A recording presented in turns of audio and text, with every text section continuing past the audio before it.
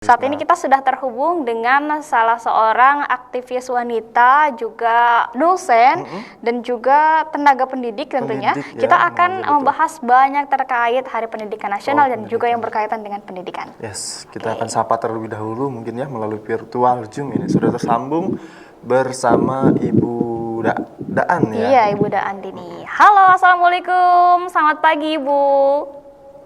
Waalaikumsalam, selamat pagi. Masya Allah, sudah dijawab salam kita. Ibu bagaimana kabarnya hari ini, Bu? Sehat, Bu? Sehat, alhamdulillah.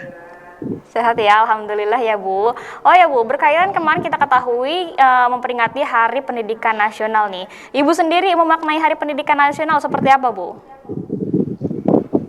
Ya, Hari Pendidikan Nasional itu hari yang menurut saya menjadi momentum bagi kita ya untuk mengingat kembali bahwa perjalanan bangsa Indonesia ini masih panjang dan PR-PR tentang pendidikan kita juga masih banyak gitu. Jadi kita tidak boleh tinggal diam dan kita harus terus bergerak semangat untuk melanjutkan bangsa ini dengan memperbaiki pendidikan di Indonesia.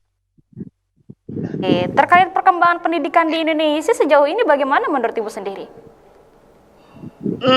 Saya kira masih banyak PR ya di Indonesia itu. Paling tidak saya melihat ada 4 hal, misalnya di bidang dana.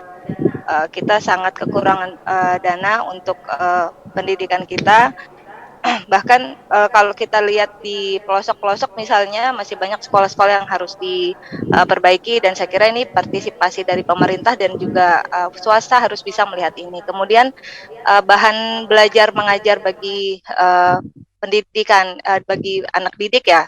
Kalau misalnya di kota sih mungkin ketersediaan buku dan lainnya itu mudah, tapi kalau kita ke pelosok saya kira masih banyak mereka yang membutuhkan bahan pelajaran. Apalagi kalau sekarang kan di pandemi ini kita tergantung banget dengan digital. Nah, bahkan akhirnya kemarin sempat di Cikarang sendiri, di daerah saya itu kemarin saya sempat ngobrol dengan pendidik di sana.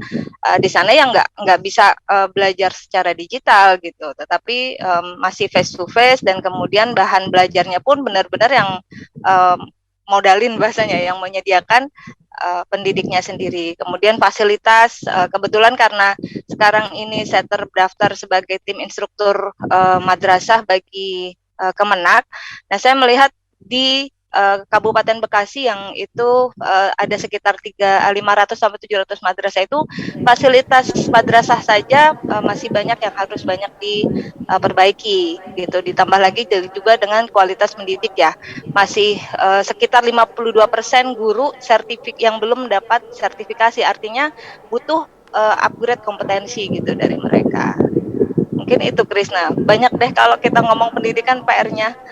Iya, banyak yang perlu dibenahi tentunya. Yes, dan tentunya tadi aku juga sempat mendengar dari sebagai memaknai Hari Pendidikan dari Bu Daan ini terus tetap semangat. Betul, ya. Andri. Ya, ini tentunya yang selalu kita lihat ini, kalau tenaga pengajar itu terus semangat mencerdaskan anak bangsa, Krisna. Jadi itu wah, luar biasa sekali. Dan selain itu Bu, mengingatkan situasi sekarang nih dalam sistem pendidikan kita kan berkaitannya pasti banyaknya virtual ya Bu ya, online. Betul. Salah satunya, jarang sekali untuk tatap muka biasanya.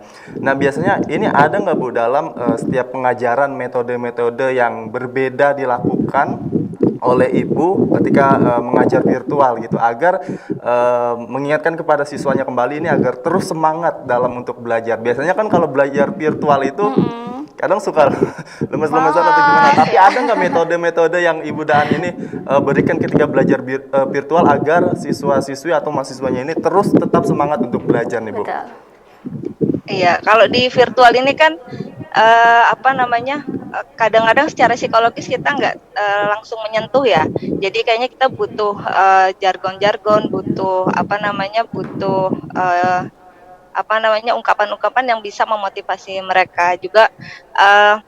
di satu sisi sebenarnya virtual ini menjadikan pembelajaran itu menyenangkan ya, karena nggak kerasa di kelas kemudian harus dengan tata tertib yang demikian rigid, tapi dengan di virtual kita banyak dengan media-media yang lain, dari bisa dibikin komik, dibikin video, dibikin macam-macam lah gitu. Jadi pandemi ini sebenarnya di satu sisi membuat kita belajar lebih menyenangkan gitu di satu sisi, tetapi kita tetap harus menyentuh psikologi mereka meskipun kita jarak jauh gitu, dengan bahasa, dengan nyanyian, dengan yel-yel dan lain-lain. Jadi seperti itu ya. Ada metode cara lain nih yang dilakukan oleh pengajar agar mengajak mahasiswanya atau muridnya ini tidak malas-malasan atau lazy lagi gitu dalam belajarnya. Kalau tadinya salah satunya tadi nih Krisna metodenya biasanya seperti ada komik juga yang diterapkan dalam sistem pembelajaran. Jadi biar semangat variasi dan semangat juga. Jadi nggak bosan kita menatap layar kaca atau belajar secara virtual. Iya, ya baik Bu, kita beralih ke sistem pendidikan nih. Untuk sistem pendidikan sendiri di Indonesia, baiknya itu seperti apa sih Bu? Sistem pendidikan di Indonesia itu baiknya sebenarnya kan masing-masing segmen berbeda-beda ya. Untuk SD, SMP, SMA itu lebih banyak sebenarnya pendidikan karakter, kemudian juga lebih ke bagaimana membangun sikap, baru kemudian ke pengetahuan. Nah, nanti ketika di dunia perguruan tinggi barulah kemudian bagaimana mereka mengetahui situasi dengan cara mulai melakukan research dan survei ke sekelilingnya. Jadi pendidikan Indonesia itu harus bisa lebih mengena dari karakternya juga sampai juga ke knowledge-nya gitu. Jadi seperti itu ya, lebih mengena karakter dan knowledge juga. Iya, betul Andre. Dalam penerapan karakter sistem di Indonesia itu harus seperti itu sih sebenarnya, Chris. Jadi aku sih lebih setuju ya dalam sistem pendidikan Indonesia itu menerapkan lebih banyak sharingnya gitu antara pengajar dan murid itu. Jadi jadi tidak monoton seperti itu ya. Jadi belajarnya cuma hanya di papan tulis saja atau hanya mengikuti materi yang ada di buku juga.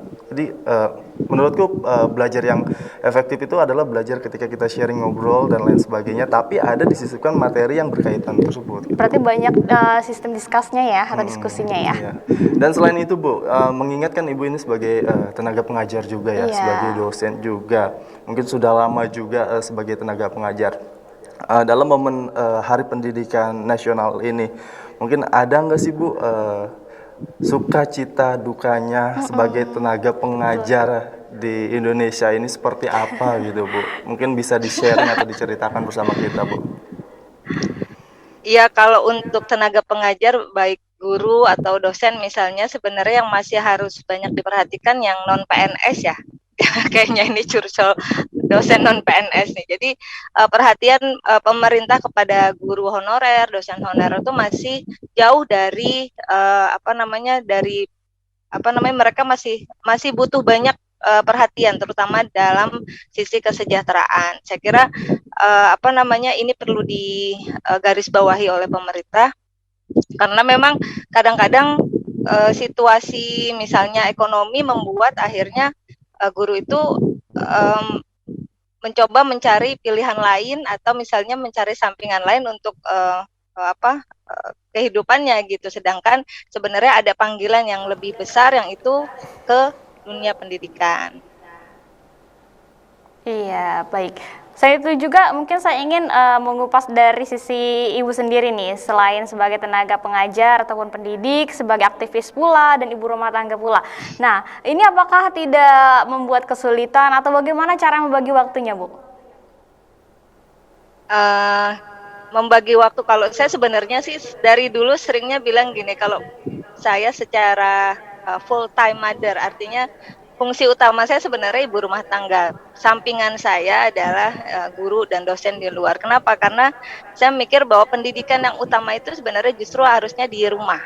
Gitu. Jadi saya memposisikan diri sebagai pendidik utama di rumah. Nah, di luar sebagai profesi sebagai guru dan dosen itu sifatnya sebagai support aja. Tetapi meskipun sebagai support, saya lakukan juga secara all out gitu. Jadi semua kita lakukan dengan sadar diri, karena memang mendidik itu adalah usaha sadar kita untuk melakukan sesuatu perubahan Gitu. Jadi kalau saya ingat ada satu statement, no teacher, no education, no civilization. Jadi kalau nggak ada guru, itu nggak akan ada pendidikan dan nggak akan ada peradaban.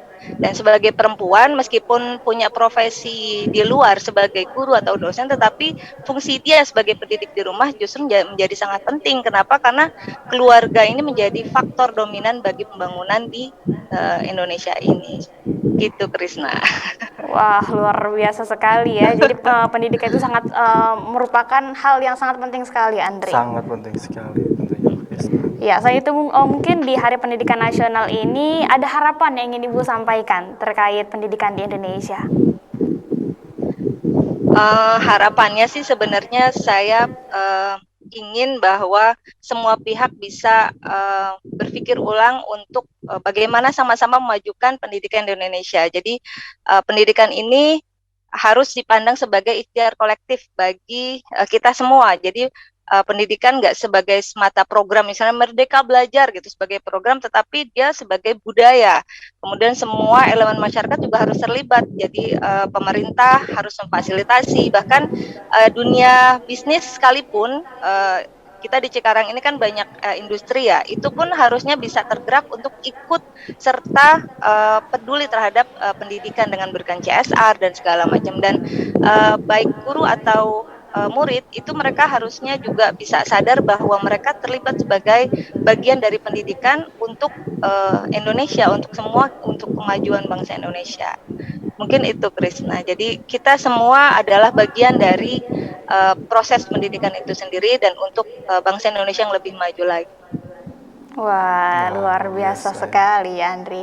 Ya, mungkin di pertanyaan terakhir ada kata-kata semangat yang akan Ibu berikan kepada para tenaga pengajar dan juga para siswa, mahasiswa, apalagi sekarang kita masih di masa pandemi, untuk lebih semangat lagi dalam menempuh pendidikan tentunya.